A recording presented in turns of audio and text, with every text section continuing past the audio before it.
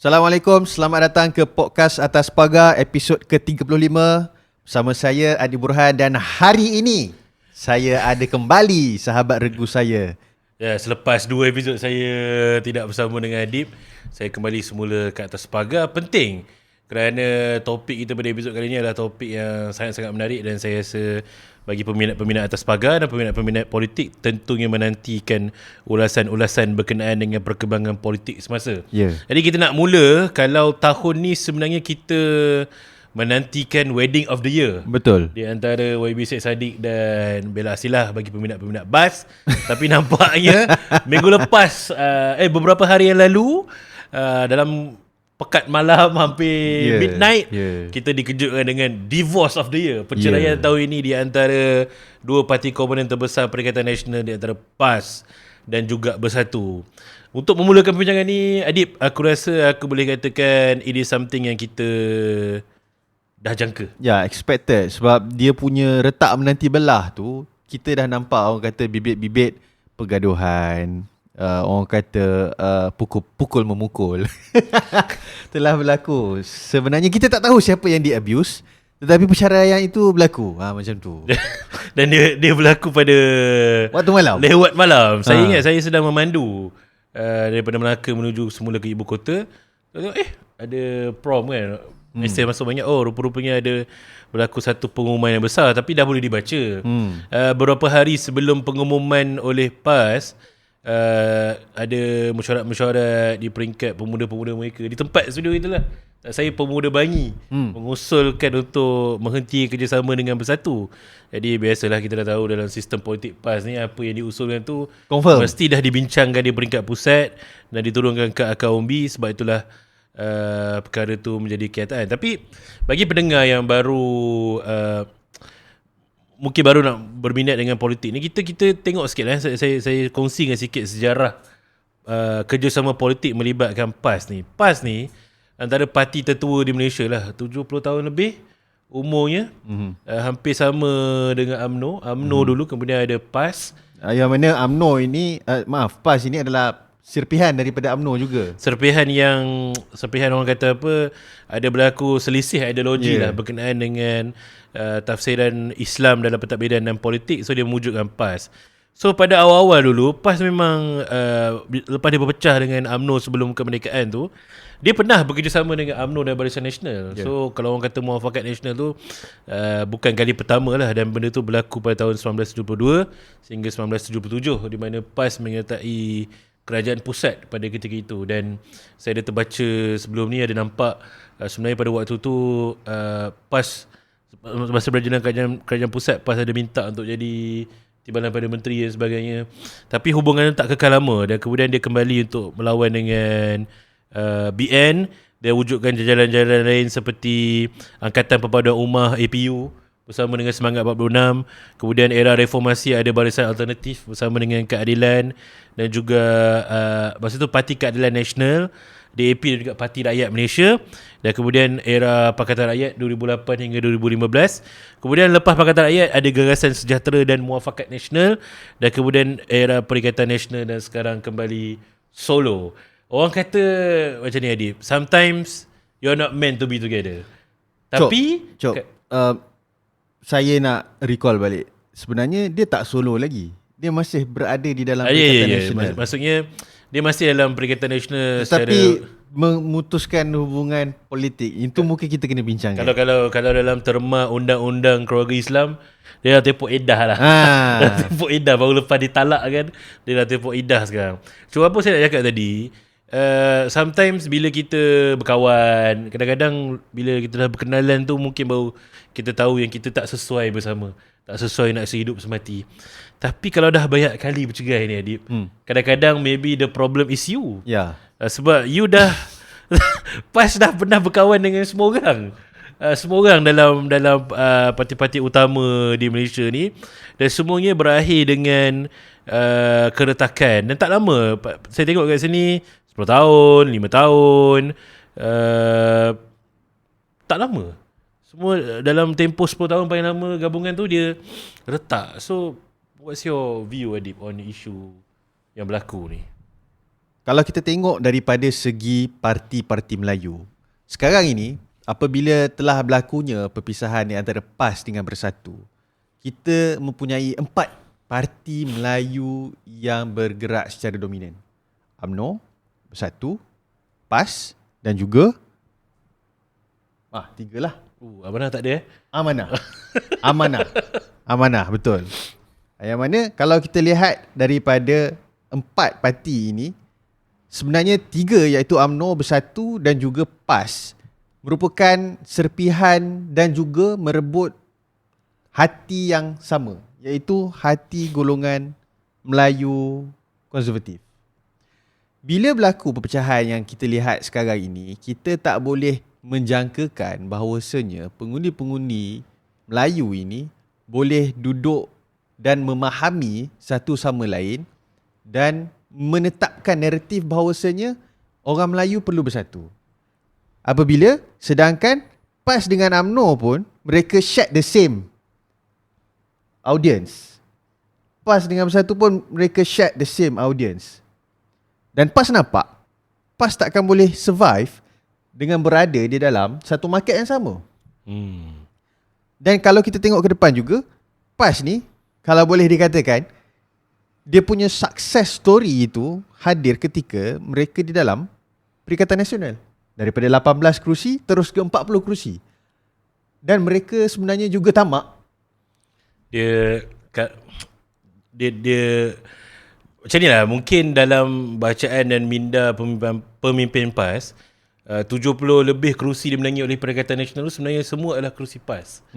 Cuma dipinjamkan pinjamkan beberapa kerusi itu kepada Bersatu. Itu dalam mentaliti dan pemikiran PAS sekarang. Sebab kalau tengok, bila berita perpisahan ni berlaku, banyak sangat keluar di peringkat akaun B cerita waktu dia orang bekerjasama sebelum ni memang tak puas hati, Bersatu tak ada jentera, Bersatu minta duit, Bersatu tak tolong.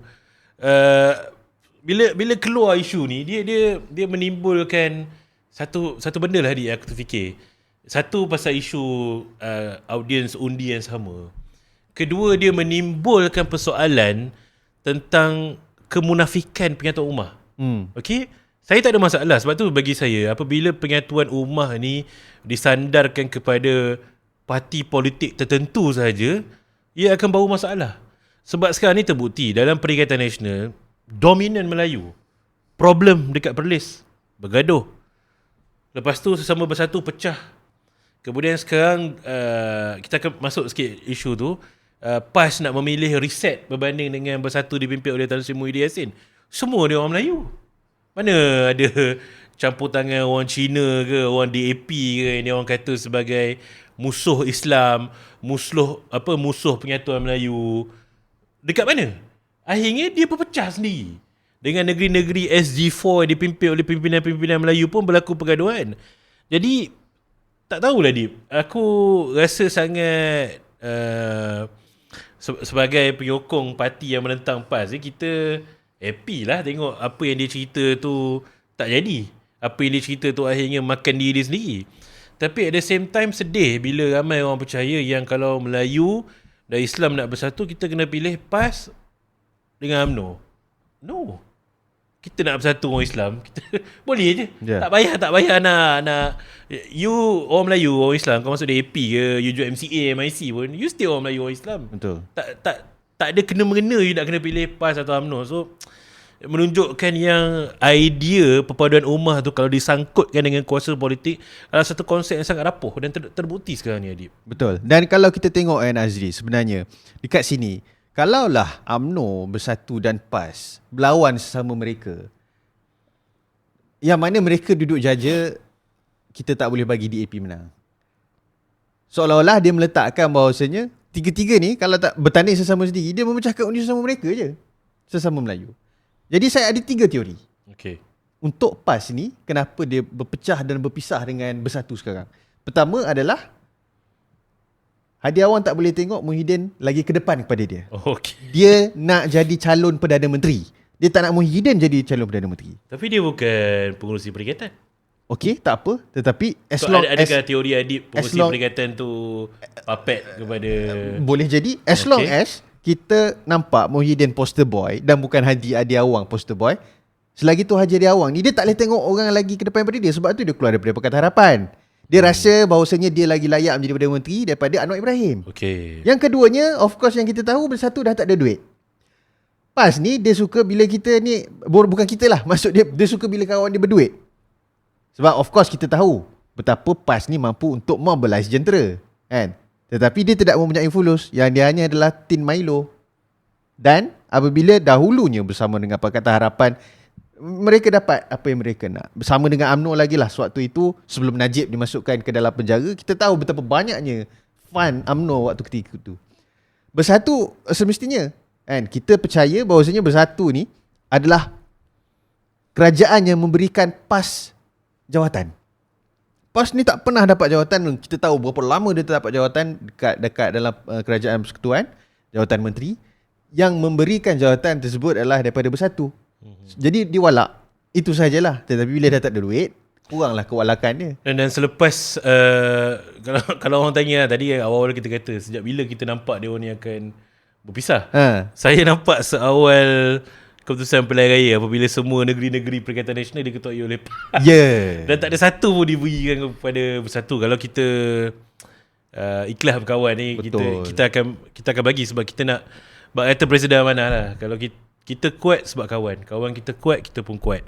So dia orang tak menjiwai perkara tu lah. Saya ingat lagi kalau time Pakatan Harapan tu, Melaka diberikan kepada amanah. Walaupun setahu amanah hanya 2 kerusi, tapi PAS dia nampak tak sanggup untuk melaksanakan pengorbanan tu. Malahan apabila negeri Perlis diambil alih oleh Bersatu sekarang, akhirnya sampai istana kena masuk campur untuk minta supaya MB daripada Bersatu ni kekal sehingga akhir penggal. Sebab keadaan di sana memang tak tenteram. Walaupun tak ada politik Cina pun dekat sana, tak ada politik DAP pun. Itu isu dia lah bila kita sangkutkan kepada ummah ni kepada pemahaman politik ni, Dip. Dan adakah sebenarnya apabila KJ keluarkan satu statement apabila ditanyakan oleh wartawan, adakah DAP memainkan satu permainan race? Jawapan KJ adalah DAP bukannya Cina, bukannya kaum, bukannya race. Itu saja jawapannya. Jadi dia membuka lebih kepada UMNO pun bukanlah. Betul. Kan? Walhal kita tahu kan dekat nama parti dia sendiri, United Malays National Organisation, kan, DAP tak ada pula, kan, Democratic Chinese Action Party. Betul. Jadi dia membuka lompong yang besar untuk politik orang Melayu. Yang mana kita lihat sebenarnya dalam Pakatan Harapan ini, kita mengofferkan something yang orang kata this is the future of Malaysia lah, kan. We bring the Malay Muslim moderate dekat dalam parti pun ada. We have multiracial party in keadilan pun ada. Maybe we have a Chinese dominance party di dalam DAP pun ada. So sebenarnya ketiga-tiga formula ini, this is the future that we can see, kan. Instead of sekarang ni Melayu dah berpecah kepada lebih daripada 3. Aku macam rasa yang kita tak perlu risau sangat pasal ramai orang kata apabila, especially daripada saya tengok pihak-pihak UMNO, dia akan antara banyak keresahan dia kata apabila kuasa politik Melayu ni terpecah-pecah, di antara UMNO, di antara PAS, di antara Bersatu, di antara Amanah. Bagi saya itu bukan satu masalah. Betul. Dan selepas PRU 14, zaman satu parti dominan ni bagi aku, Adib, dah berakhir. Setuju. Kita dalam keadaan, memang orang kata macam kenapa nampak serabut, hari-hari bising apa semua, kan. Kita dalam keadaan transition. Kita sedang menuju kepada satu bentuk politik yang baru. Tak apalah kalau parti Melayu ada pelbagai parti mewakili dia pun. Lagi banyak pilihan kepada orang Melayu, merasakan parti Melayu mana yang dia rasa lebih bagus, dia boleh pilih. Dan kalau kita ni orang Melayu dan orang Islam yang ada pemahaman yang betul, sayang bangsa kita, sayang agama kita, kita boleh tengok lah rentas daripada isu agama ni, rentas parti isu agama atau isu bangsa ni. Dan sepanjang kerajaan paduan ni jalan, apa isu agama yang ahli-ahli parti Melayu daripada parti berbeza ni tak boleh bersama? Tak ada isu. Yang ada adalah isu-isu yang dipolitikkan untuk disensasikan. Itu nanti kita akan masuk dengan segmen kedua. Tapi aku nak tanya kau, Adib, sekarang ni bila PAS dengan Bersatu dah confirm lah berpisah, sebab nampak respon daripada Bersatu pun dia macam redha, dia macam marah, tapi dia tak ada kata yang kita sedang cuba untuk berbaik balik ke apa, tak ada. So maksudnya perpisahan tu agak mutamat. So nak tanya, adakah ini satu ruang ataupun langkah pertama untuk menghidupkan semula kerjasama politik muafakat nasional di antara UMNO dan PAS? Apa pandangan kau? Zaid Hamidi kata tidak. Muafakat nasional tidak akan diwujudkan balik. Tapi kena smart. Dia kata sebab muafakat nasional Dah itu adalah didaftarkan sebagai NGO. milik orang lain. My opinion is, mereka akan bertembung sesama sendiri. Maksud dia ketiga-tiga parti yang besar ini, mereka akan bertembung sesama sendiri. Saya percaya. Yang mana mereka akan cuba lihat sekiranya di antara tiga ini memang boleh bentuk 112 kursi, mereka akan membentuk kerajaan atas kesefahaman tersebut. Bukan yang tak pernah berlaku, Azri. Ya. Pernah berlaku di antara sesama PAS dan juga UMNO dalam muafakat nasional. Mereka bertemu sesama sendiri, tapi hujung pangkal dia membentuk kerajaan antara mereka. Dan ini juga kita harus berhati-hati kerana sekarang ni mereka welcome bersatu into the picture. Don't you think so? Boleh jadi juga sebab ialah dengan pengenalan konsep rumah bangsa untuk merangkul semua kekuatan politik orang Melayu. Tapi kalau tanya aku lah, aku tak merasakan yang okeylah, mungkin masih ada lagi orang dalam UMNO dan PAS yang bernostalgia untuk ada gabungan. Kalau kita pergi pada petisi pun gambar Zaid Hamidi dengan Adi Awang pegang keris sama-sama tu masih ada dekat situ. Jadi mungkin ramai yang masih merindukan gabungan sementara itu yang berlaku di bawah Perdana Menteri Tan Sri Muhyiddin Yassin dan Perdana Menteri Ismail Sabri. Tetapi apa yang kita dah bincang tadi, sejarah menunjukkan perlibatan PAS bersama dengan rakan-rakan politik. Saya tertanya-tanya lah, takkanlah tak ada orang dalam UMNO yang fikir benda ni. Takkanlah dia tak rasa macam kita pun akan dipergunakan dan nanti kita pun akan ditinggalkan juga. Bukan tak pernah berlaku, dah berlaku dah sebelum PRU15. Yeah. Di mana ketika itu UMNO meminta PAS ni yang memula gabungan bersama antara PAS dengan UMNO ni, dia minta untuk tinggalkan bersatu. Jangan pergi dengan bersatu, gabung dengan UMNO. Tapi tidak. PAS memilih bersatu, walaupun dia kata dia cuba gabung semua dan mudarat yang paling kecil adalah dia ambil dengan bersatu lah pada ketika itu. Tapi dia akan buat yang kita terfikir lah, Dip. Kalau mereka bergabung sampai bila? Dan bukti gabungan Melayu ni aman, tak ada gangguan. Kan sekarang ni pihak-pihak Kompas ni dia suka buat hashtag Malaysia aman tanpa DAP. Gabungan you, negeri-negeri you tak ada DAP pun, tapi you bercelaru dan berceramuk. Apa sebenarnya situasi di Perlis sekarang Situasi di Perlis sekarang adalah MB dalam tekanan untuk memastikan dia ada sokongan majoriti di Perlis, sebab ada arahan daripada Esko PAS daripada Adu-Adu PAS untuk sitting yang akan datang. Sebab tu dah keluar titah daripada istana untuk pastikan bahawa kerajaan Perlis tu kekal intact, sebab mungkin ada laporan dan bacaan akan ada undi tak percaya ke di peringkat Perlis. Sebab tu ketika kita pergi ke isu kedua lah. Okey, baik, kita dah selesai segmen pertama kita berkenaan dengan PAS bercerai bersatu. Seterusnya, segmen kedua kita. Okey, segmen kedua ni saya nak pergi kepada penyadaan negeri. Tadi kita dah nak masuk Perlis tu kan. Sekarang ni kita ada dua negeri yang dah diumumkan untuk dibubarkan, iaitu Johor dan Negeri Sembilan. Tapi dalam kalangan pemain-pemain politik ketika itu adalah kita ada sedikit kerisauan bahawa akan berlaku PRN di Johor, Negeri Sembilan juga Perlis. Sebab Perlis tu memang keadaan dia tak solid. Dan kalau Perlis pun tiba-tiba PRN, nanti kita akan ada satu PRN di selatan, satu PRN di utara sana, hujung-hujung Semenanjung. Tapi Perlis tu kita tak tahulah, kita masih lagi berspekulasi keadaan yang macam mana. Mungkin penceraian PAS dan Bersatu ni akan bawa perkembangan baru di Perlis. Tapi kita nak pergi kepada Johor dan Negeri Sembilan. Kita start dengan Negeri Sembilan dulu, Adib. Baik. Sebab kita pernah buat episod eksklusif. Dan klip kita, saya ingat Adib tanya kepada Seri Akhbar Menteri Besar, adakah akan ada PRN?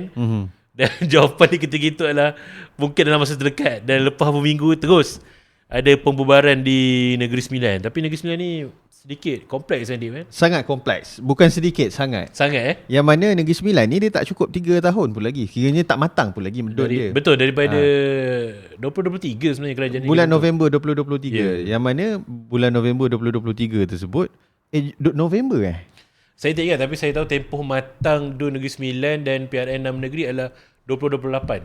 Ya. So, jauh lagi sebenarnya. Ya, jauh lagi, betul. Jauh lagi. Sebab dia hanya 2 tahun setengah sekarang ni. Cumanya apabila yalah ada beberapa faktor-faktor jugalah kan. Sebenarnya kalau kita lihat termasuklah krisis istana yang mana saya nak ulas pun bukan tak nak ulas Azri. Dia satu, of course walaupun kita ahli, kita adalah orang daripada undang-undang, kita boleh je kita nak ulaskan, tetapi mungkin kita lagi shock kalau dapat cari seorang yang boleh mengulas dengan lebih lanjut. Kita panggil Ustaz Syahir sekali lagi. Tetapi ini berkenaan istana. Okey. Mungkin seorang yang pakar dalam undang-undang adat. Akan tetapi kalau kita lihat sebenarnya DUN Negeri Sembilan harus bersidang dalam tempoh 6 bulan. Dan waktu 6 bulan tersebut dah nak sampai kepada waktunya. Betul. Dan apabila, yelah, saya rasa ini juga merupakan salah satu daripada kebijaksanaan Tuanku Mukhris bersama-sama bermesyuarat dengan Yang Amat Berhormat Menteri Besar sebelum dibubarkan DUN ini adalah untuk mengelakkan sebarang konflik besar yang berlaku. Tetapi apabila ini berlaku, of course orang kata pembubaran DUN tak sah disebabkan tidak ada persetujuan undang dan sebagainya. Tapi saya nampak ianya clear cut dalam Undang-Undang Tubuh Negeri 9 bahawasanya tak perlu pun persetujuan undang yang 4. Dan tak perlu tak perlu kerana kuasanya berada di Yang Tuan Besar Negeri Sembilan. Daripada saya juga, ni kacamata saya Azri, apabila hendak diturunkan di dalam perkara 10 Undang-Undang Tubuh Negeri Sembilan juga, iaitu ada kriteria-kriteria yang harus dilihat kenapa Yang Tuan itu harus diturunkan mengikut alasan-alasan yang kukuh. Ya. Senang cerita, ada 3, betul. Azri nak huraikan ke? Sekarang, okay. Secara umum di Negeri Sembilan ni kita ada 3 isu besar. Ya. Satu adalah krisis kerajaan perpaduan yang antara PH dan BN. Betul. Satu adalah krisis perlembagaan. Betul. Dan ketiga adalah krisis melibatkan istana. Okay, saya nak sentuh nombor 2 dengan nombor 3 ni. Nombor 2 dengan nombor 3 ni ialah kita bukan orang Negeri Sembilan, kita tak tahu adat tu secara mendalam. Tapi bila kita baca Undang-Undang Tubuh Kerajaan Negeri Sembilan, sebab kita bercakap tentang proses menurun tahta seorang Yang Tuan yang sedang bersemayam di atas tahta dia. So dalam perkara 10 Perlembagaan Negeri memang mengatakan bahawa Undang Yang 4 boleh mengeluarkan deklarasi untuk menurunkan a sitting ruler. Tetapi ada 3 alasan. Satu, sekiranya Yang Tuan Besar tu dalam keadaan uzur. Kedua, sekiranya Yang Tuan Besar telah melanggar adat yang memalukan. Dan ketiga, sekiranya Yang Tuan Besar ada melanggar apa-apa undang-undang yang memalukan institusi istana. Provided kalau ada ketiga-tiga perkara tu, ia mestilah melalui satu proses siasatan khas dan laporannya dibentangkan. Kemudian barulah boleh dimasyurkan penurunan tu dan mesti mendapat pengesahan daripada Menteri Besar. Sekarang ni proses pertama tu tak ada. Tak ada. Ini kacamata pembacaan undang-undang. Kita baca macam tu. Ramai orang asyik tengok kepada perkara 10 Undang-Undang Tubuh Negeri, sedangkan dia mesti dibaca dengan perkara 9 dengan perkara 11. Dia tak boleh ditinggalkan. Betul. Jadi walaupun kes ni sekarang isu-isu istana dan perlembagaan ni dah dibawa ke Mahkamah Tinggi Negeri Sembilan. Dimulakan saman tu oleh pihak undang dan sekarang ni ada satu perintah injunction untuk pastikan status quo ni kekal supaya keputusan mahkamah kelak nanti tak akademik lah. Akademik ni maksud dia dah terlambat, terkebelakang. So kita kena preserve status quo ni. So isu dia sekarang adalah apabila pihak undang ni dia go rogue lah, dia pergi buat pemasyuran dekat hotel dekat Melaka. Dia jadi lagi kelang kabut. Dan latest apabila Istana Negeri Sembilan mengeluarkan kenyataan bahawa Tunku Nazarudin tidak lagi dianggap sebagai Tunku Parlimen Besar Negeri Sembilan, benda-benda tu menarik istana kepada kancah pergelutan yang kita sayang lah tengok berlaku. Dan di sebalik semua benda ni, saya setuju dengan apa panel kita atas sebelum ni. Punca dia kawan kita UMNO. Memang punca dia UMNO. Memang punca dia daripada UMNO. Bagi saya, dalam keadaan apabila kita tahu ada perselisihan, pertelingkahan adat dan istana, apa tujuan you tarik diri daripada kerajaan? bila you tarik diri daripada kerajaan, selesai ke masalah ni? Ya, betul. Sekarang ni UMNO Negeri Sembilan dah tarik diri, dah terbubar. Selesai tak? Tak selesai. Jadi UMNO Negeri Sembilan ni dia cuba untuk jadi pandai. Tapi iyalah, sepandai-pandai mana pun kita kena faham tuanku sendiri pun adalah graduan undang-undang. Dan bukannya tuanku bersemayam tu baru. Tuanku mempunyai pengalaman lama sangat sebagai Tunku Besar Tampin sebelum naik sebagai Yang Tuan Besar Negeri Sembilan. Lama. Dan tuanku ni adalah orang yang penyabar. Kalau tuanku boleh sabar lama bersemayam sebagai Tunku Besar Tampin sebelum menaiki tahta Yang Tuan Besar, apalah sangat krisis ni kan, Nazri? Dan untuk orang yang berfikir lah, dia akan rasa macam apa kono je kan, kau tarik diri daripada kerajaan negeri, lepas tu apa yang berlaku? Cuba imagine lah, kita bayangkan perkara ni. Sekarang ni semua benda dipertikai. Status Yang Tuan Besar dipertikai, status undang dipertikai, status Yang Tuan baru dimasyurkan tu pun dipertikai. Kita akan buat PRN ni. Lepas buat PRN nak kena angkat sumpah. Adakah benda tu sah ke tak? Dia menimbulkan lebih banyak persoalan apabila ini adalah tindakan diambil oleh UMNO Negeri Sembilan. Bagi saya memang satu tindakan yang sangat tak cermat dan mementingkan diri sendiri lah. Kita pun tahu dia orang di Negeri Sembilan ni, mereka tak pernah ingin pun bersama dengan Kerajaan Perpaduan. Tak ingin.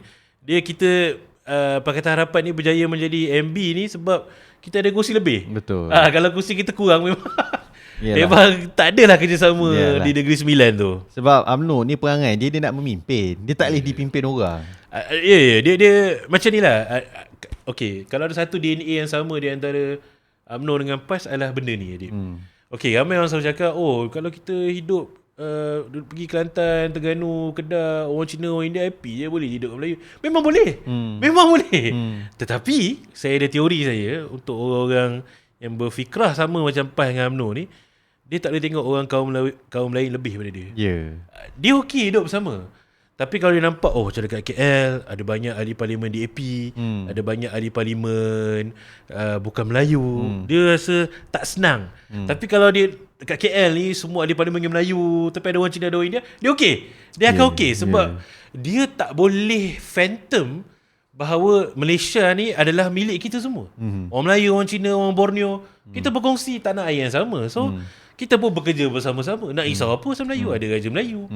Polis pun masih lagi di bawah raja, masih lagi orang Melayu, askar tentera orang Melayu, semua askar orang Melayu. Yang betul agung. You nak risau apa? Raja-raja. Tak payah risau. Kan? Jadi begitulah mentaliti dia. Sentimen mentaliti Melayu ini kita sangat dipermainkan oleh UMNO dah 80 tahun, Azri.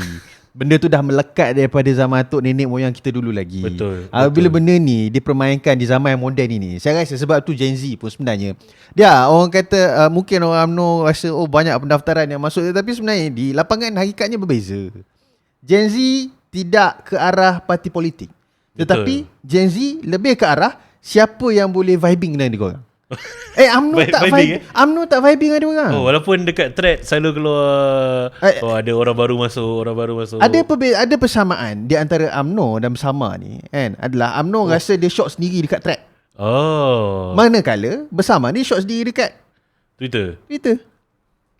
So ada trend lah. Mampuslah aku kena bash pas ni. Tak dia bagi saya itu standard lah. Trend benda baru. Tapi you biasalah goreng panas. Sustain goreng panas. Pisang goreng panas. Kita jangan pergi jauh termasuk sampai sana. Kita tarik balik. Kita masih dalam segmen yang kedua. Masih lagi PRN negeri. Tak habis lagi. Rasanya itu di Negeri Sembilan. Di Johor macam mana pula Adib? Di Johor sama juga, belum matang. Yang mana kita dapat tahu pembubaran DUN itu berlaku 1 tahun sebelum kematangan DUN, iaitu DUN sepatutnya matang bulan April 2027. Betul. Now, persoalan yang paling pelik sekali adalah mengapa dikeluarkan satu persidangan DUN akan diadakan pada 22 hari bulan Jun. Tetapi 1 hari bulan Jun, Wan Hafiz telah umumkan bubar. So, apa tujuan 22 Jun tu lah? Apa tujuan dia sebenarnya? Dahlah sidang 1 hari. Ya. Kalau sidang tu berhari-hari, kita tahulah mungkin ada enakmen negeri nak diluluskan ke apa kan. Teori saya adalah sebenarnya move UMNO di Johor ni tidak mendapat restu UMNO Pusat. Okey. Jadi mungkin 22 Jun tu adalah satu tarikh yang pihak BN Johor nak gunakan untuk umum dalam DUN. Okey. Tapi mungkin selepas dia bincang akhirnya bila ada tarik-tarik, dia kata okey lah nak ubah lah. So akhirnya tanpa perlu ada DUN pun dia dah dapat bubar. Tapi kalau ikut undang-undang, kita tak payah masuk DUN pun Tak untuk perlu. bubar. Kita Betul. boleh bubar dekat luar pun boleh. Betul. So tak apalah, itu hanya on Hafiz saja yang tahu dengan speaker negeri lah kot yang tahu apa yang berlaku tu. Cuma di Johor ni dia ada isu yang lebih panjang dan dah lama dibiarkan oleh Kerajaan Perpaduan, iaitu BN Johor punya keengganan untuk membentuk Kerajaan Perpaduan. Memanglah digunakan alasan bahawa Kerajaan Johor dah okey, dah baik dan semua, tak perlu ada tambahan daripada adun Pakatan Harapan selepas bergabung. Sebab Johor ni dia dibentuk sebelum Kerajaan Perpaduan. Ya, betul. Dia sama macam Melaka, tapi betul. Melaka bentuk Kerajaan Perpaduan, Johor tidak. Sekarang ni bila dah berpisah, dah mulalah bermainkan propaganda bahawa kita tak pernah pun bekerja dengan DAP. Saya tak sanggup duduk semeja. Kalau kena bekerjasama dengan DAP, saya lebih sanggup tak jadi Menteri Besar Johor. Benda-benda propaganda tu dah keluar. Padahal sebelum ni yang saya pelik lah, On Hafiz adalah antara Menteri Besar yang disenangi oleh parti-parti dalam PH pun. Kita tak pernah ada isu dengan dia. Dan dia pun tak pernah ada isu dengan PH. Dia okey bekerjasama dengan Kerajaan Perpaduan, dia boleh bekerjasama dengan menteri-menteri daripada Pakatan Harapan, daripada DAP. Tapi bila masuk pilihan raya ni, tiba-tiba dia kata saya memang tak boleh bekerja dengan DAP. Itulah yang dibalas oleh Ngakomi, Hanayo sekarang post video duduk semeja. So agak-agaknya apa trik dia tu? Saya boleh nampak, aku boleh nampak, Azri, this is my theory lah. On Hafiz, pemilihan UMNO yang akan datang menjangkakan satu tempat yang tinggi untuk beliau bertanding. Beliau bercita-cita untuk menjadi naib Presiden UMNO. Ini pandangan saya. Kalau tidak, mengapa nak diadakan pilihan raya yang tergesa-gesa dengan keadaan UMNO ada 40 kerusi daripada 56, in which huge majority. Takkan nak sebab sampai 56, dia kena be realistic. Dia takkan dapat 56. MCA takkan boleh kalahkan DAP di Johor, sejujurnya. Dan kita kena lihat apa lagi reasoning behind that. Adakah first is nak test water? If let's say BN UMNO Johor ini sukses, boleh dapat banyak kerusi, rakyat bersama dengan BN, maka next PRU, okay, BN masuk solo. First. Second, it's all about individual. Jadi saya nampak On Hafiz ini bercita-cita. Tak salah nak bercita-cita dalam politik. Tetapi di dalam era yang mana kita cakap sekarang ni, kita berada di dalam era moden yang mana tak ada parti yang akan dominan. In which BN, saya takkan nampak ia dominan. Mungkin di negeri-negeri bolehlah kita play the sentiment of dominant. Tetapi dia nak cuba tunjukkan bahawasanya negeri Johor ini stabil dan dominan oleh Barisan Nasional, maka dia boleh jadi seorang pemimpin parti future. Sebab sekarang ni kalau kita tengok yang pemimpin muda yang cuba untuk bermain, orang kata terlalu right wing punya politik di dalam UMNO ni, first is Akmal Saleh. Memang terus terang kita nampak betapa beliau nak bersama dengan UMNO, bersama dengan PAS. Beliau memang terlalu orang kata lantang apabila bercakap soal DAP. Tiba-tiba masuk ni gear nak PRN, On Hafiz ambil orang kata aura daripada Akmal. Jadi sekarang ni pun kita tahu UMNO tidak mempunyai pemimpin muda yang terkehadapan. Khairi Jamaluddin sudah 50 tahun. Ataupun mungkin sebab di Johor tu, yalah, dalam UMNO ni memang ada camp lah, orang parti pun ada camp. Itu kita tahu lah. Camp yang menentang presiden ni, orang-orang kuat ni di Johor. Betul. Jadi Johor ni dia sukar untuk dikawal oleh UMNO pusat tu lah, Adib, kan. So itu situasi di Johor yang dia tak nak bekerjasama dengan PH. Dan bagi aku lah, terus terang kata, kepada Pakatan Harapan dalam keadaan di mana okey lah, BN dah memang terus terang tak nak dengan kita di Johor, di Negeri Sembilan pun tak nak dengan Pakatan Harapan. Aku rasa Pakatan Harapan pun dah kena stop dah. Nak mengingatkan Johor, mengingatkan BN apa jasa pertukaran semua, kita kena stop. Dan kita pun kena gear up, we are better. Ya. Sebab kalau tengok, memang Johor tu bagus, projek-projek banyak masuk. Tapi projek-projek tu adalah projek yang dibawa oleh pusat. Ya. Sebagai contohnya dekat pembangunan area dekat dengan tambak tu, itu projek pusat. Johor Singapore Economic Special Zone yang sehingga boleh menawarkan RM4,000, itu adalah idea pada kerajaan pusat. Betul. Jadi sebenarnya kalau bekerjasama BN dan PH memang baik, sebab terbukti berkesan dan bawa manfaat. Tapi kalau dah orang tak nak berkawan, kita lawan je lah. Pak kata Abang Mat boleh masa pelancaran hari tu? Nak kawan boleh, nak lawan pun boleh. Nak lawan pun boleh. Jadi bacaan kau ni untuk Johor dan Negeri Sembilan, ramalan kau macam mana? BN, saya nampak PH boleh bersaing rapat dengan BN. Pakatan Harapan boleh bersaing rapat dengan Barisan Nasional di Johor. Siapa yang dominan tu susah nak tentukan lagi, sebab politik ni kita tak boleh baca secara satu haluan. Dia kena baca banyak haluan. Di Negeri Sembilan, saya rasakan PH, Pakatan Harapan mungkin remain ataupun kita bertambah lagi 2-3 kerusi, tetapi Barisan Nasional akan kalah teruk. Di Negeri Sembilan? Di Negeri Sembilan. Wah, ini spekulasi. What about you, Azri? Saya sekarang ni mungkin kita perlukan satu lagi episod. Baru kita boleh buat ramalan apa yang berlaku. Ini ramalan awal saya. Di Johor dan Negeri kita Sembilan. ada lagi, yalah, sejak pembubaran 60 hari nak menuju ke pilihan raya, kita ada lebih kurang 8 minggu untuk kita bercakap pasal benda ni. Mungkin akan berubah, tetapi ini adalah saya punya sangkaan awal lah. Betul. Melihat kepada naratif ataupun keadaan situasi sekarang. Dan apa ni, Suruhanjaya Pilihan Raya pun akan bermesyuarat pada Jumaat ni untuk menentukan tarikh PRN bagi Negeri Sembilan dan Johor. Mungkin masa tu kita akan buat satu lagi episod. Kita panggil calon-calon ke kalau ada yang lapang. Betul. Untuk datang bersama, ataupun kita turun ke Johor ke Negeri Sembilan ke apa ke. Azri rasa Negeri Sembilan dengan Johor ni tarikh ataupun hari yang sama ke pilihan raya? Saya rasa akan pada hari yang sama. Saya rasa betul-betul pada rasa sama juga. Hari yang sama. Dan saya harap pada hari hujung minggu lah, sebab dia dengar orang kata buat hari weekday. Dan jangan clash dengan waktu Chelsea datang Johor. Nanti susah lah. Chelsea dah awalkan. Chelsea dah awalkan dia punya match patutnya 11 hari bulan, tetapi sekarang ni dia dah awalkan ke 9 hari bulan. Weh bapa Tak tahulah. Tak tahulah dia. Adik dah risau lah, takut hantar player-player tak terkenal. Dia hantar ubi je ke, sebab 8 hari bulan tu dia main AC Milan dekat Jakarta. 9 hari bulan dia lawan Chelsea. Aku pula pening 10 hari bulan birthday orang rumah. Kalau tak manage betul-betul, Allah. apa nak jadilah kan. Ada nak turun berkempen pula ni kan. Kita ucap all the best lah kepada Adib. Okay, kita tutup segmen kedua kita. Alright, kita dengan masuk final segmen. satu komen pada saya. Okay, sila. Daripada tadi apa bacaan awal kan, bacaan awal aku lah untuk PRN Negeri Sembilan dengan PRN Johor ni, aku dah nampak dah pemenang terbesar dia. Pemenang terbesar dia adalah BN Melaka.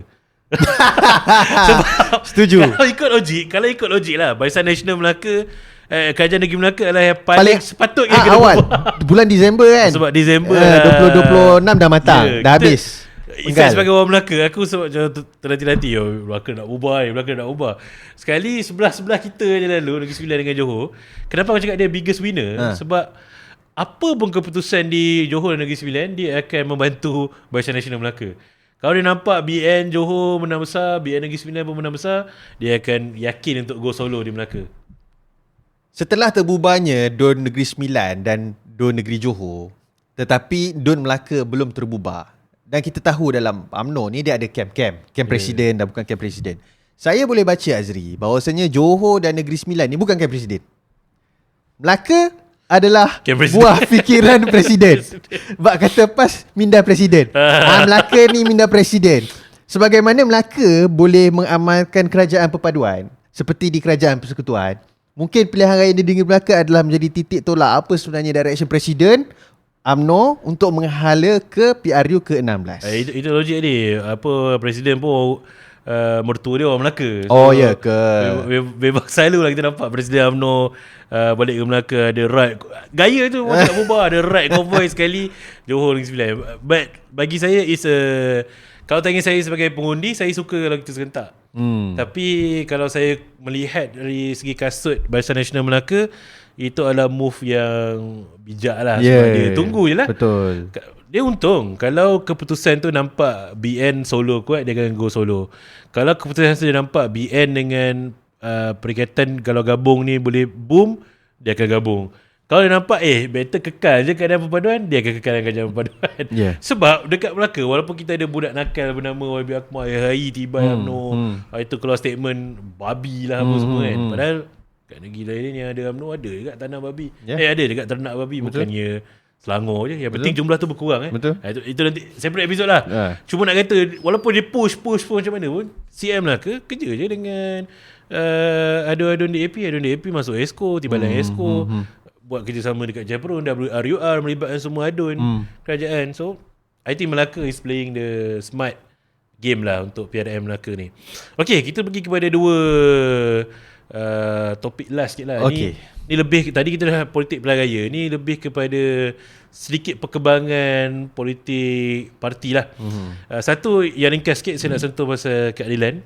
Di convention, di pelancaran jentera Barisan Nasional Johor tu, keadilan ada buat penyusunan semula dan upgrade Datuk Seri Saifuddin Nasution sebagai naib presiden dan juga Dr. YB Dr. Zaliha sebagai naib presiden. As orang keadilan, what do you think of this move? It's a strategic move. Kita nak menghala ke pilihan raya, kita kena ada orang kata kejenteraan yang kuat, struktur organisasi yang mantap. Yang mana kita tahu bahawasanya YB Dr. Zaliha dan juga YB Datuk Seri Saifuddin adalah orang yang berpengalaman. Dan pengalaman-pengalaman daripada mereka ini akan membantu kejenteraan pilihan raya lah. Yang mana kita dapat lihat, tengok ayat dia terlalu politik lah kat sini. Tak ada, aku nampak sebenarnya kita nak memperkukuhkan keadilan. Senang cerita, kalau kita dah nampak perang dah nak depan mata, yalah, orang-orang lama ni lah yang kita kena perlukan bantuan dan khidmat nasihat mereka. Sikit komen aku on Datuk Seri Saifuddin Nasution lah. Ramai orang selalu kata dia adalah orang yang kalah.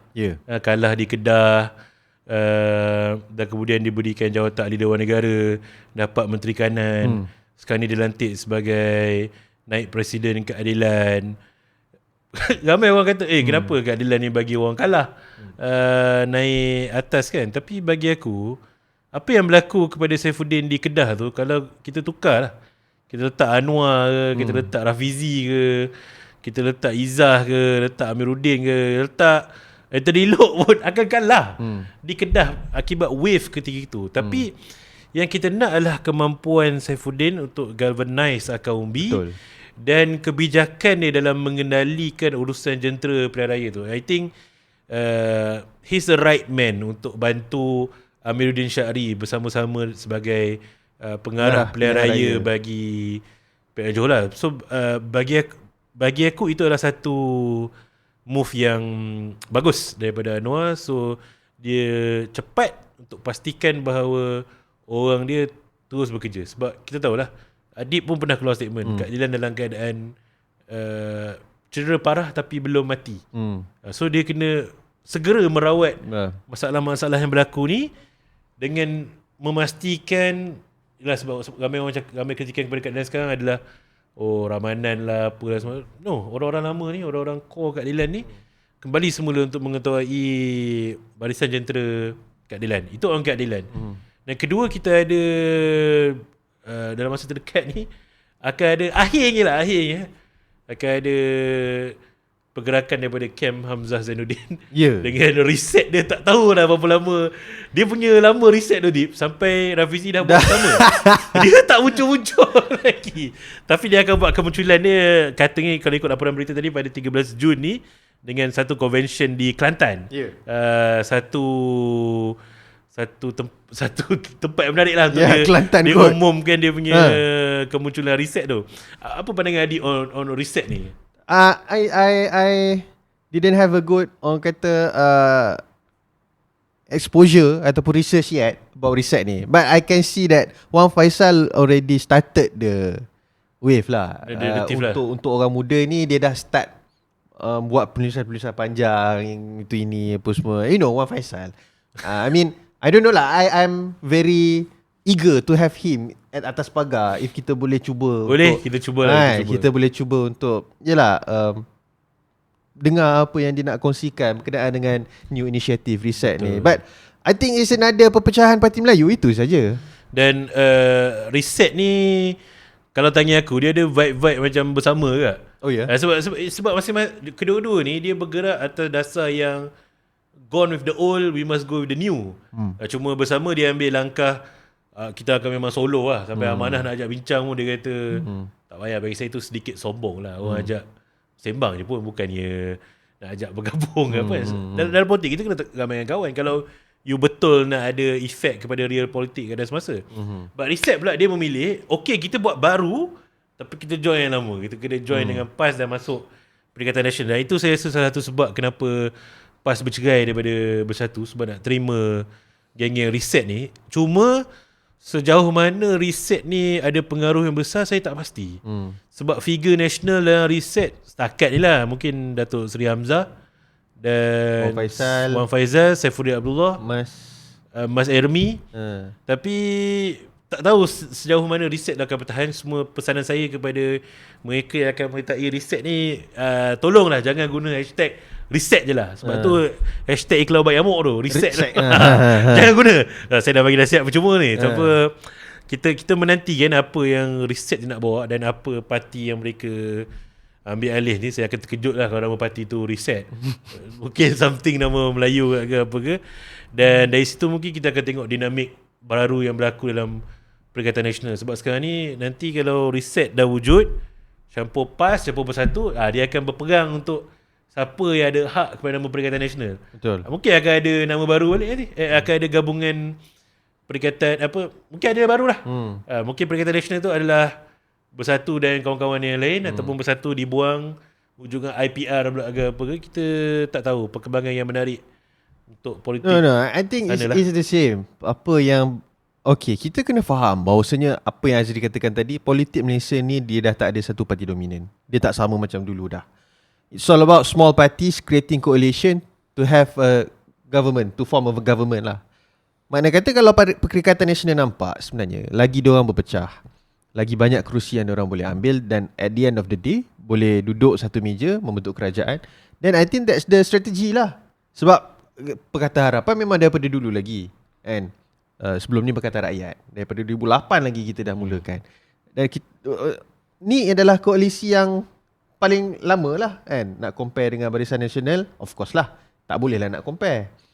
Dan apa yang aku nampak juga, Azri, ini kalaulah reset ni wujud, dan reset ni bukanlah satu parti multiracial, I think it's the same lah perpecahan Parti Melayu juga.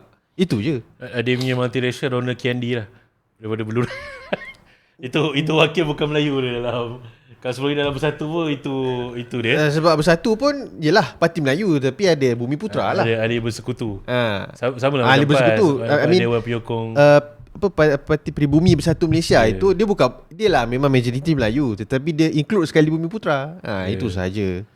Okay, untuk kita tutup episod ni, saya nak bawa kita sentuh sikit lah, Adib. Okay. Sebab kita tengok dekat track lah sekarang ni, I think untuk perkembangan politik akan datang, mungkin pertembungan politik tu di track. Sebab track sekarang menarik, ada algoritma yang menarik dan menarik minat orang-orang untuk buat perbincangan di platform media sosial tu. Saya bangga untuk mengatakan saya antara pengguna thread yang awal daftar tu. Dulu ada keluar nombor daftar. Sekarang ni dah tak ada lah. Waktu tu kalau kita post memang ghost town. Betul. Tapi sekarang memang meriah dekat thread. Dan saya rasa as orang yang guna Twitter dengan thread tu, bila pergi kat Twitter balik rasa macam tak ada apa-apa. Tak ada apa-apa. Tapi dekat thread tu dia punya engagement tu boleh pergi tinggi, dan kadang-kadang lagi meriah daripada TikTok sekarang ni. Jadi saya pun duk tengok-tengok lah kan. Sekarang ni isu yang sedang hangat diperkatakan oleh orang Malaysia di thread, di TikTok dan sebagainya adalah isu yang kembali lagi mendapat perhatian, iaitu isu Rohingya. Rohingya ni saya tak nak ulas panjang lah, tapi saya nak aku nak bagi satu perspektif lah untuk kita memahami masalah Rohingya ni. Okey, pertama sekali, Malaysia bukan negara pengiktiraf pelarian. Kita tak pernah menandatangani konvensyen pelarian. Betul. Tetapi kita adalah negara yang baik hati. Sebagai contoh, waktu zaman Perdana Menteri Najib, dia bawa masuk lebih kurang 100,000, almost 100,000 pelarian Rohingya sebab nak bantu. Jadi ni bukan tiba-tiba kerajaan ni bagi masuk ke apa kan. Memang kita pernah ada inisiatif. Zaman Najib tu ada lagu Selamat Malam Rohingya apa semua. Dan permulaan Muafakat Nasional itu juga bermula sewaktu 2016. Najib buat himpunan bersama Solidariti Rohingya. Ada gambar 2 orang, Najib Razak, Hadi Awang. Ya, jadi kita tak adalah politik kan. Cuma kita nak kata isu Rohingya ni bukan isu kerajaan sekarang. Dia dah lama sangat berlaku. So apa yang berlaku sebenarnya? Okay, kenapa kita ambil? Sebab Malaysia ni bertindak sebagai negara transit.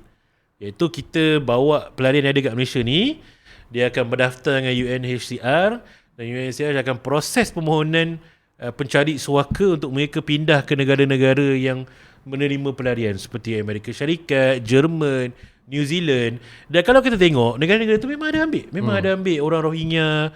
Dan bila mereka ambil pelarian Rohingya di sana, kita jaranglah dengar masalah berlaku dengan komuniti Rohingya dekat negara-negara tu. Ada beberapa sebab. Sebab yang pertama adalah, satu, negara-negara kelas pertama ni dia akan ambil orang Rohingya yang berpendidikan, yang high value dia akan ambil. Yang kurang ni dia tinggalkan dekat negara transit, dia tak terima. Dan kedua, bila golongan pelarian ni ada structure untuk bekerja dan cari rezeki semua dekat negara-negara yang menerima dia orang tu, so dia orang boleh hidup macam biasa. Isu yang dekat Malaysia sekarang, kita pernah bawa masuk. Dan sekarang ni kita juga berdepan dengan masalah ada penghidupan manusia. Memang ada daripada Myanmar yang broker-broker perdagangan manusia, dia bawa masuk ke Malaysia, bayar rasuah. Dan kita kena akui lah ada masalah rasuah, ada orang tempatan yang jadi tali barut semua, sampai dia orang ni boleh ramai-ramai kat Malaysia. Bila ramai-ramai dekat Malaysia, dia orang tak boleh nak bekerja. Dia orang tak boleh buat sumber ekonomi yang betul. So nak buat macam mana? Kita tak boleh nak bagi bantuan sebab orang sensitif, kita nak jaga orang kita. So dia orang hidup dalam keadaan tu yang diwujud komuniti haram tu. Betul. So satu benda yang KDN sedang cuba buat, sebab KDN nampak yang UNHCR ni sangat slow dekat Malaysia. So sebab tu Datuk Seri Saifuddin dia dah perkenalkan dah dokumen pendaftaran pelarian. Untuk tangani masalah ni kita kena tahu dulu berapa sebenarnya orang Rohingya yang ada kat Malaysia. Sebab dia orang beranak pinak, kadang bukan beranak kat hospital pun. Betul. So selagi isu ni kita tak tackle, dia akan berlarutan. Dia akan berlarutan. Ramai orang kata kita boleh jadi keras macam Indonesia, Thailand, dia orang memang takkan terima masuk. Tapi ada baca ke orang kata sebenarnya kenapa dia orang berjaya masuk ke Malaysia? Sebab dekat Thailand dengan India dia orang lepas saluran perairan tu, tapi kat Malaysia. So ada berlaku elemen rasuah. Ada juga fahaman-fahaman yang agak ekstrim yang katakan kumpul je, letak letak balik. Ada video sekarang ni yang orang duk record kejar budak Rohingya. Anak Rohingya. Dia cakap ni kejar anak dulu, lepas ni kejar bapak. Macam sorry lah adik, aku rasa benda tu sangat melampau. Mungkin ada orang akan cakap dengan aku, cubalah kau duduk berjiran dengan Rohingya ke apa. Aku pun tak nak. Aku pun tak nak berdepan dengan masalah yang kau hadapan tu. Tapi aku takkan bertindak sekejam tu. Paling-paling kau call pihak berkuasa. Jangan ambil tindakan undang-undang ke tangan sendiri. Tapi Azri, orang duk komplain call pihak berkuasa pun dia ni biasanya akan lepas sebab dia ada kat UNHCR tu. That is not true. Okay, that is not true. Kalau dia ditahan atas kesalahan immigration, kalau dia ada kesalahan kat UNHCR, dia akan dibebaskan sebab dia adalah pelarian dekat Malaysia.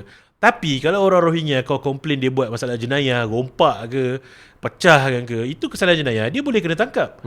Cuma akan berlaku satu lagi problem. Ini semua dilema yang negara kita berhadapan lah. Bila orang Rohingya kena tangkap ataupun warga asing kena tangkap, standard operation kita adalah tangkap, you buat kesalahan, kita akan hantar you balik. Bayangkan kalau kita tangkap warga asing Bangladesh contoh, datang kat Malaysia, pasport tak ada, pengenalan tak ada, nak hantar ke negara dia orang tu, kita kena call kerajaan dia orang. Kerajaan dia orang akan call negeri dia orang. Negeri dia akan call kampung dia orang untuk sahkan dia adalah orang sana. Kita kena tanggung dan dia orang akan balik. Sekarang ni orang Rohingya, kita call Myanmar, Myanmar tak nak. Myanmar tak nak. So apa kita nak buat? So ada orang kata, bungkus letak dalam kapal, biar dia orang pergi. Cakap memang sedang Dip. Tapi kalau kita jadi menteri dan kita kena dekat situ, hantar orang kita tahu akan mati kat laut, aku tak rasa aku ada conviction sampai tahap macam tu. Ini pandangan aku berkenaan dengan Rohingya, Azri. Yelah, kita kena tengok punca. Orang kata apa sebenarnya asal usul terjadinya isu ni. Kita kena akui memang betul masalah ni masalah lama. Sekarang kita dah nampak sebab first is dia orang makin membesar, dia orang makin membiak. Dan dia orang makin ramai dekat Malaysia ni, berkahwin pun ada juga berkahwin dengan orang Melayu. Dan kita kena faham bahawasanya kita ni makin lama negara kita makin ke arah konservatif. Walaupun kita nampak kita progresif, tetapi di kalangan orang, of course kita makin ramai. Orang Melayu kita majoriti, kan? Kita lagi konservatif walaupun kita dah tolerate dengan kemodenan dunia. Dalam pangkal konservatif ini, kita memang tak boleh terima mereka yang membuat tanah kita ni sesuka hati mereka. Ya, betul. Termasuklah golongan Rohingya ni. Dan aku sendiri, personally, I think that we need to take an action. We need to do it as soon as possible. Urgent for me, segera. Untuk kita selesaikan masalah ni. If let's say they need to send back to their own country, then send it back. But we need to figure out how. Macam Azri kau dah cakap tadi, kita susah nak reach out Myanmar. Myanmar pun memang tak nak dia orang ni. But kita kena selesaikan masalah ni. Kan? Dan langkah pertama tu dah berjalan. Okey lah, aku bagi dua lah pengisahan konkret lah. Satu, yang jaga sepadan kena ketat, betul-betul integriti, jangan ambil rasuah. Siapa sekarang? AKPS, Datuk Suhaili. AKPS has done a good job. Aku tak rasa benda ni bermula pada dia orang pun. Betul. Tapi aku rasa dia akan makin ketat kan. Dan jumlah Rohingya yang ada kat sekarang ni, itu satu, ketat yang sepadan. Kedua, itu aku cakap tadi, Datuk Saifuddin dah perkenalkan dokumen pendaftaran tu. Kita kena daftarkan dia orang semua. Bukanlah kita, ada orang kata, oh daftar lepas ni bagi warga negara. No. Kita nak kena daftarkan untuk kita tahu berapa jumlah dia orang, supaya dia orang ada identiti yang kita ni. Bila kita dah ada number tu, barulah kita boleh buat undang-undang untuk regulate apa yang boleh buat dengan pelarian ni. Mungkin ada orang mungkin tak suka dengan cadangan ni. Sementara nak tunggu dia orang transit tu, ada sektor-sektor pekerjaan yang kita boleh hantar. Utilize dia orang, tenaga kerja yang ada. Ada orang akan tak suka dengan cadangan ni. Ada orang cakap, oh kita bagi kerja orang Rohingya pula. Bagi kerja yang memang orang kita tak nak buat. Kerja-kerja 4D yang memang orang kita tak nak buat pun. Mungkin itu adalah satu perkara yang boleh difikirkan. But it's not an easy. Dan saya harap sangat orang, kita boleh marah, kita boleh bagi pandangan, tapi jangan sampai kita hilang akal lah. Sebab saya tengok tadi ada satu video dekat thread, ada satu kedai runcit ni kena serang dengan 3 orang muda Melayu. Sebab yang jaga kedai runcit tu orang Bangla. Masalah kita panggil xenofobik lah. Bila kita benci, ada kebencian yang tak tentu hala kepada satu kaum, akhirnya semua kaum lain akan kena juga. Walhal orang Bangladesh dah kahwin dengan orang Malaysia. Memang ada perniagaan yang sah, semua berniaga pun kena belasah semua. Kita dah jadi macam US lah ni. Risau juga lah kalau kita ke arah sana. Because white supremacy is very, very, very dangerous. Betul. If the fascism has entered in this country, then I think it's not good. Conservative is still acceptable because everyone is conservative in this country. Kita tak boleh deny, kan? Tapi when it comes to far right and fascist racism, that's the end of the day lah to our country. Betul. Dan last kali Adib, untuk tutup kita punya episode, quick prediction World Cup siapa? Soalan sama Nabil tanya kat aku. Dia WhatsApp. Dah ada lah episode lalu. Tak ada. Dia WhatsApp je lah. Adib kau rasa siapa? First I think favourite is England. Okay. England and then Spain. England. France Third. France third. Fourth is Brazil. How about you? But personally penyokong mana? Saya daripada dulu France. Tapi nampak France kali ni tak boleh kot because of Mbappe. Dia ada ego dia sendiri. Ego Mbappe. Maybe this time around I will rooting for England lah. Reece James. Aku adalah penyokong tegar Jerman. Okay. I think Jerman is a good team. Dia punya nama team pun Die National Mannschaft. The team. Dia bukan superstar, the team. Tapi dah beberapa edisi World Cup, selepas dia menang World Cup 2014 dah tak cemerlang. Aku nak tengok England menang sebab aku nak tengok lah bring it home. Tapi sebab tak ada Cole Palmer, so aku macam faham lah. So mengharapkan Reece James boleh lah. pergi separuh akhir okey lah. Tapi deep down aku seronok kalau Portugal yang menang. Just for the sake of Ronaldo dapat World Cup. Bak kata iklan Nike rip the script. Aku dah tengok. Tengok. Ada Cole Palmer tu. Lepas tu saya Cole Palmer tak pergi pula. Aduh. Hopefully kalau dapat FIFA lalang dah korup tu. Suka hati. Tapi actually Azri, the best World Cup yang sampai kat telinga aku lah, orang kata Qatar. nak Qatar compare dan dengan South Africa lah. nak compare dengan US yang kau baca lah berita sekarang macam mana kan. And in fact kat Qatar pun walaupun panas, dia orang sediakan aircon kat dalam stadium, tak ada arak, tak ada perempuan. I mean rugilah tak pergi. And then I don't know Saudi Arabia 2030 nanti macam mana kalau kita tengok. Boleh buat umrah sekali. Allahu Boleh alam buat lah. umrah sekali. Betul. Cuma Azri, penutup dia yelah kita recently dalam, kau bayangkan dalam kurang 10 tahun kita dah ada banyak parti yang lahir dekat dalam tanah air kita ini. Dan tak tahulah, aku peneliti tau kan. Lagu UMNO aku baca macam mana lirik dia. Kita pun memang daripada kecil dah didoktrin. PAU pun memang dah ada kat dalam TV. Tapi most of the parti politik dekat dalam Malaysia ni memang datang daripada lirik-lirik UMNO. Bersatu, bersama. Oh, Apa lagi lepas ni? ini berkhidmat ke? Satu bersetia berkhidmat. Adakah dia bersetia ke apa ke? Tak tahulah. Tapi itulah. Kita kena cuba untuk jinakkan UMNO ini supaya mereka faham bahawasanya mereka bukanlah GOP. Bukanlah Great Old Party. Ya, ya. Okay. Panjang episod ni hari ni bersama Azri. Itu sahaja daripada kami. Jumpa lagi di hari dan lain masa. Ciao. Assalamualaikum.